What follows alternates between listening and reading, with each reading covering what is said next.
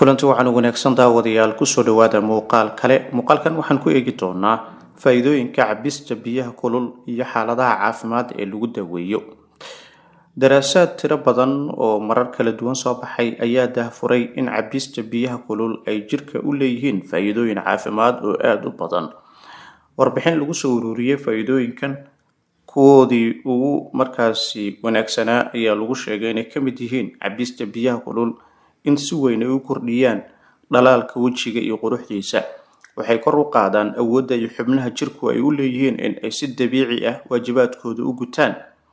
Cilmi baaris kale ayaa muujinaysa xeeldheerayaal u dhashay dalka Japan oo iyaguna cilmi baaris soo saaray ayaa iyaguna waxay daahfurtay in cabista biyaha kulul ay daawo u tahay xanuuno aad u badan oo ay ka mid yihiin madax xanuunka, dhiig karka, unugyada dhiigga cascas oo yaraada, suuxdinta iyo daalka, buurnida, hargabka, caabuqa dhuunta, hunguriga ku dhaco, caabuqa ku dhaco dhahaarka sare ee caloosha, calool istaaga iyo casiirada.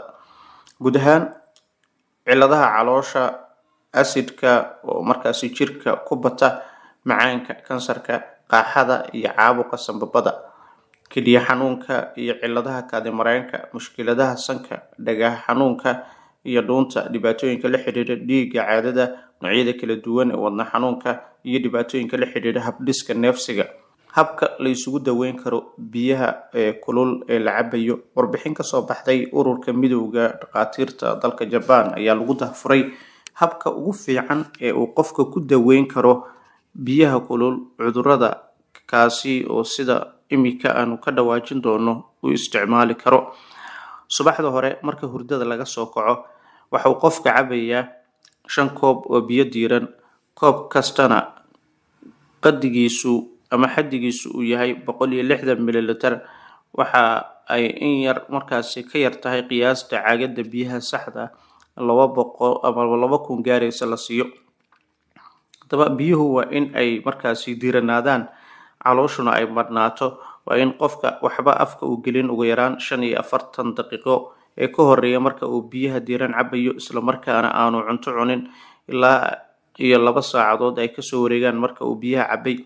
Xeeldheerayaashu waxay sheegeen in dadka waaweyn iyo dadka bukaanka ahi bilowga hore dhibaato ay kala kulmi karaan cabista biyaha diiran, gaar ahaana aanay mar kaliya wada cabi karin 4 koob oo biyo. Sidaa awgeed talada ugu fiican ay tahay in marka hore ay ku bilaabaan biyo intaa ka yar, marka ay la qabsadaanna hadba in yar ay kusii kordhiyaan ilaa ay maalmaha dambe gaarsiiyaan 4 koob muddo gaaban gudaheed.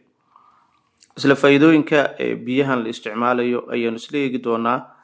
Haddaba biyaha waa laf dhabarka nolosha bini'aadamka. Si kastaba ahaatee, marka biyaha la cabo ay noqdaan kuwo kulul ama diiran, waxay yeeshaan saameyn gaar ah oo caafimadeed oo ay markaasi daraasaadyo badan oo caafimaad ay sheegayaan in jirka ay ka caawiyaan shaqooyin muhiim ah oo ay adag tahay in biyaha qabow ay fuliyaan.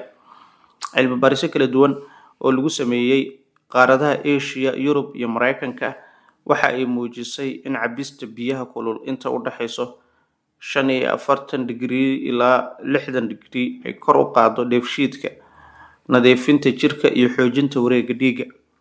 Faa'iidooyinka biyaha kulul ee la cabayo haddii aan eegno: ka hortagga difaaca cudurrada qaar. Cabista biyaha kulul waxay door weyn ka qaataan ka hortagga cudurrada soo socda, qabowga iyo hargabka. Biyaha kulul waxa ay jilciyaan xabka iyo balqanka, taasi oo fududeysa neefsiga iyo sidoo kale nadiifinta marinnada hawada. Cudurrada neef mareenka. Marka la cabo biyaha kulul subaxdii, waxay yareeyaan fursadda infekshanka marinnada hawada sare sida dhuunta iyo sanka.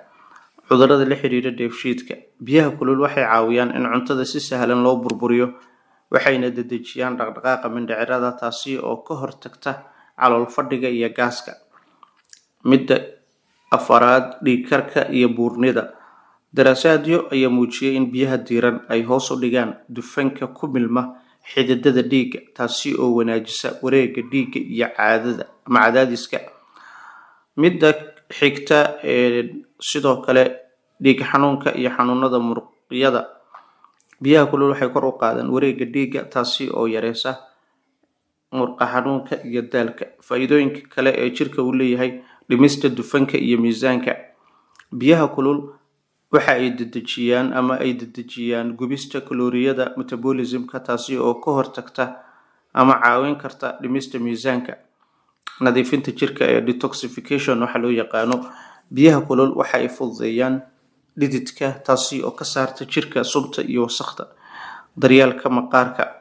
Cabista biyaha diiran waxa ay wanaajiyaan wareegga dhiigga ee maqaarka, taasi oo keenta in wejiga uu noqdo mid nadiif oo dhalaalayo. Xasilinta dareenka iyo hurdo wanaagsan. Biyaha kulul habeenkii ka hor inta aan la seexan waxay dejisaa neerfayaasha, waxay ka caawiyaan hurdo qoto dheer. Dadka aan loogu talagelin cabista biyaha kulul. Inkastoo biyaha kulul ay caafimaad u leeyihiin dadka badankood, haddana waxaa jira kooxo aan lagula talinaynin inay si joogto u cabaan. Waxaa ka mid ah dadka qaba cudurrada wadnaha. Biyaha aadka u kulul waxay kordhiyaan garaaca wadnaha, taasi oo sababi karta daal ama cadaadis ku yimaada wadnaha. Dadka qaba sonkorowga. Cabitaanka biyo aad u kulul wuxuu sababi karaa isbeddel degdeg oo ku yimaada heerka sonkorta dhiigga, gaar ahaan haddii lagu cabo calool maran. Dadka qaba gubashada hunguriga ama reflux. Biyaha kulul waxay kiciyaan hunguriga oo dhaawac hore leh, taasi oo keenta gubasho iyo xanuun. Dadka qaba cadaadis hoose ee loo yaqaano low blood pressure. Cabista biyaha kulul waxay dejisaa ballaarinta xididdada dhiigga, taasi oo sii yareyn karta cadaadiska dhiigga. Saameynta biyaha kulul ee dadka qaba gaaska iyo xanuunada mindhicirada. Faa'iidada haddii aan ka soo qaadano, biyaha diiran waxay burburiyaan gaaska caloosha ku urura, waxayna dedejiyaan dhaqdhaqaaqa mindhicirada, taasoo micnaheedu waa in qofka qaba gaaska ama calool fadhiga uu dareemo nafis iyo raaxo. Halka dhibaatada uu ka dhaxli karo haddii biyaha ay aad u kulul yihiin, waxay dhaawici karaan xuubka ee gudaha caloosha iyo mindhicirada, taasoo keeni karta xanuun, gubasho ama calool kuus. Sidaa daraaddeed, waxaa lagula taliyay in biyaha lagu cabo heer diiran oo aan aad u kululayn. Talooyin ku saabsan habka ugu fiican ee lagu cabo biyaha kulul. Cab biyo diiran, ma aha kuwa aad u kulul, 45 ilaa 55 digrii. Cab subax kasta, calool maran ku cab si ay u nadiifiyaan nidaamka dheefshiidka. Ha cabin markiiba inta badan si joogto ah u cabin 1 koob subaxdii iyo 1 koob fiidkii oo ay kugu filan yihiin. Ku dar liin yar ama malab ama sinjibiil, hadba waxaad heli karto, si ay u xoojiyaan saameynta caafimaad. Cabista biyaha kulul waa dhaqan caafimaad oo fudud balse waxtar badan leh, waxayna ka hortagaan cudurro badan, waxay nadiifiyaan jirka, waxay kor u qaadaan dheefshiidka iyo caafimaadka guud. Si kastaba ha ahaatee, waa in si wanaagsan loo isticmaalaa, gaar ahaan dadka qaba cudurrada aan horey usoo sheegnay: gaaska, acid refluxka, wadne xanuunka, cudurrada dhiig karka iyo sonkorowga. Waana mowduuc aad u xeel dheer oo aan ku qaadanaynay cabista biyaha kulul, faa'iidooyinka uu leeyahay, cudurrada looga hortago, dadka aan loogu talagelin, saameynta ay ku yeelan karto dadka qaba gaaska iyo xanuunada mindhicirada. Inta ayaan kusoo gabagabeynayaa muuqaalkeena maanta. Fadlan subscribe inoo saar channelkan, like garee muuqaalkan, la wadaag asxaabtaada, meel fog inoo gaarsii. Waa hubaal wax badan ayaad ka faa'iidi doontaa muuqaalkan iyo muuqaalo badan oo aan soo wadno.